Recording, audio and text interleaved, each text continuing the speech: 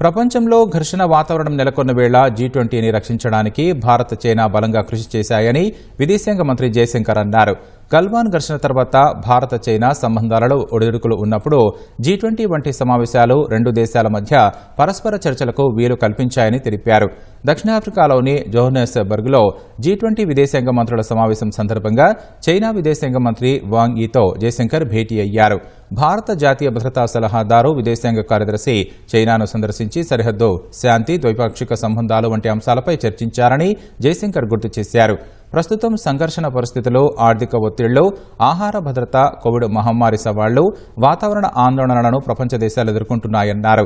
ఈ సమస్యలను ఎదుర్కోవడంలో ప్రపంచ దేశాల ఎజెండాను ముందుకు తీసుకెళ్లడంలో G20 కీలక పాత్ర పోషిస్తుందని జయశంకర్ చెప్పారు. ప్రపంచ దేశాల మధ్య విభేదాలు వివాదాలుగా మారి విచ్ఛిన్నానికి దారి తీయకూడదని పేర్కొన్నారు. అనంతరం మాట్లాడిన వాంగి, గతేడాది రష్యాలో జరిగిన బ్రిక్స్ సదస్సులో ప్రధాని మోదీ, చైనా అధ్యక్షుడు జిన్పింగ్ భేటీతో రెండు దేశాల మధ్య ద్వైపాక్షిక సంబంధాలు మెరుగుపడుతున్నాయని చెప్పారు.